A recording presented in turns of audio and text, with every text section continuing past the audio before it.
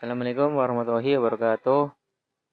Nah, pada pertemuan kali ini kita akan coba belajar mengenai fungsi dan parameter pada pemrograman web ya. Nah, di sini kemarin kita sudah belajar mengenai variabel. Yang pertama kita sudah belajar tentang hello.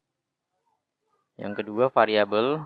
Nah, yang ketiga kita akan belajar mengenai fungsi dan parameter. Nah, di sini kita tambah new file ya, lihat. Kita kasih nama parameter titik php.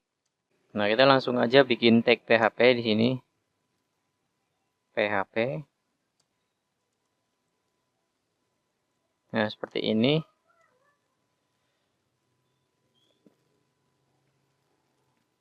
Nah, kemudian kita coba bikin fungsi. Nah, untuk membuat sebuah fungsi, kita gunakan sintak yang namanya function atau function ya, seperti ini. Diikuti dengan nama functionnya, misalkan nama functionnya hitung. Nah, seperti ini, atau saya bikin yang pertama, misalkan sapaan. Nah, seperti ini. Nah, baru isinya kita bikin seperti ini. Hello. Nah, kayak gini. Nah, ini yang disebut dengan fungsi ya. Nah, kemudian untuk memanggil sebuah fungsi, kita harus menuliskan nama fungsinya. Misalkan di sini. Sapaan. Nah, ini cara kita memanggil sebuah fungsi. Nah, kalau kita jalankan ya. Nah, kita coba buka localhost. Terus namanya tadi parameter. Oh, ini masuk ke dalam folder project php / parameter titik php. Oh, php dasar. Foldernya namanya php dasar. php dasar. Nah, ini ada teks muncul yaitu hello. Nah, ini berarti kita sudah bisa memanggil function dengan nama sapaan. Nah, cara memanggil fungsi seperti ini. Ini panggil fungsi sapaan.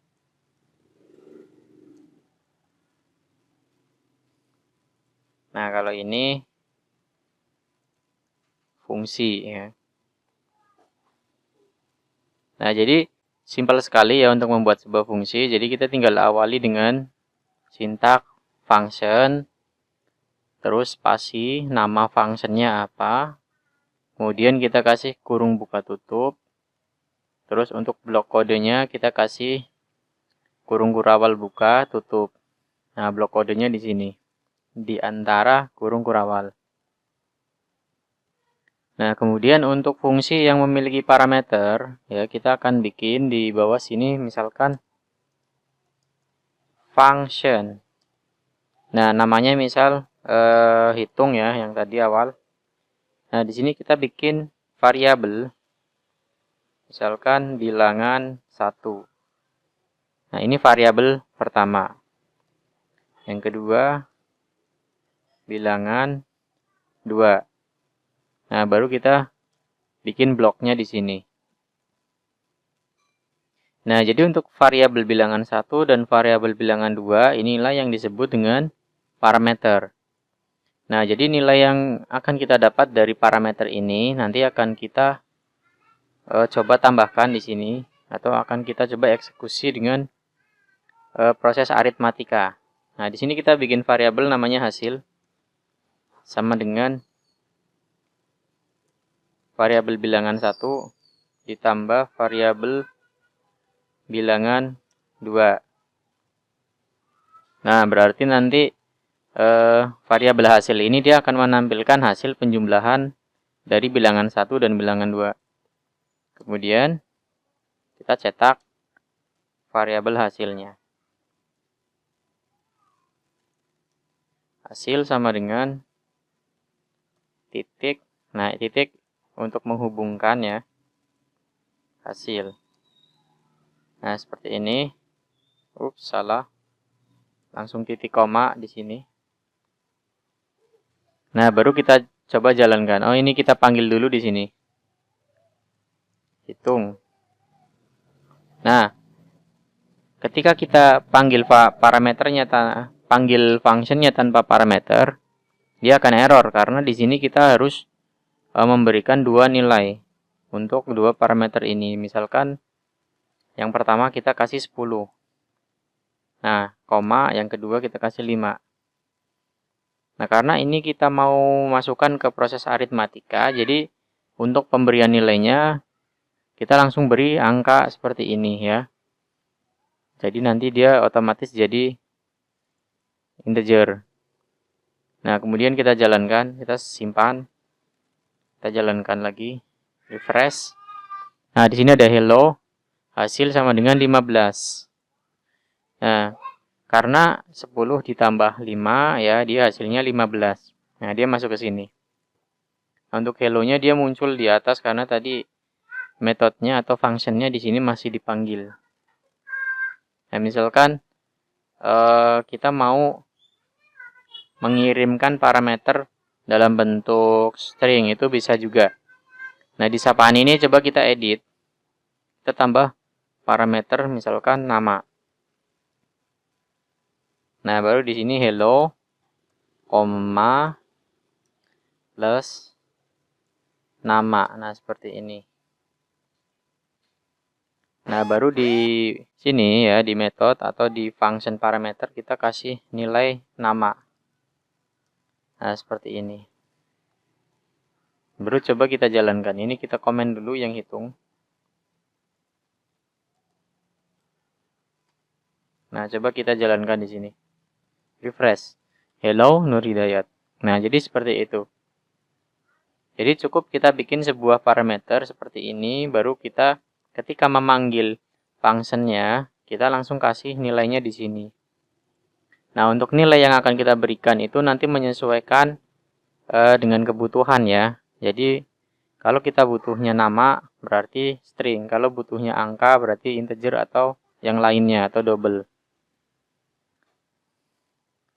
Nah, untuk memanggil fungsi dari dalam fungsi itu bisa juga, misalkan kita membutuhkan simpelnya seperti ini. Sapaan ini ya, kita panggil dari dalam fungsi hitung. Berarti setelah kita menampilkan, kita akan panggil fungsi hitung. Ya, fungsi sapaan. Nah, seperti ini. Kita tinggal kasih nama di sini. Namanya misalkan seperti ini. Saya kasih titik-titik. Nah, kemudian coba kita jalankan lagi. Refresh. Oh. Ini hitungnya belum kita panggil ya. Kita hilangin komennya. Kita refresh lagi. Nah, dia akan muncul. Nah, ini. Kita tutup dulu yang atas ini. Nah, kemudian di sini kita kasih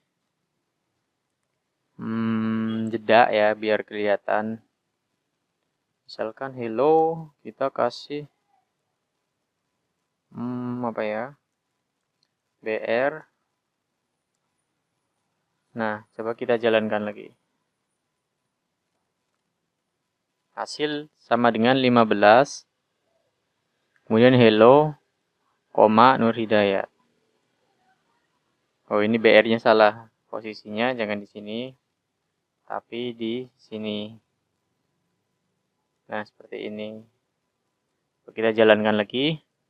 Nah, hasilnya ini ya, ini yang metode hitungnya. Nah, ini adalah metode sapaan yang kita panggil dari dalam metode hasil. Ya, dia bisa dipanggil juga ya. Jadi setelah menampilkan nilai hasil, dia akan memanggil function sapaan di sini. Ya, jadi function dipanggil dari dalam function lain itu bisa. Oke, untuk pembahasan tentang function cukup sampai di sini. Terima kasih.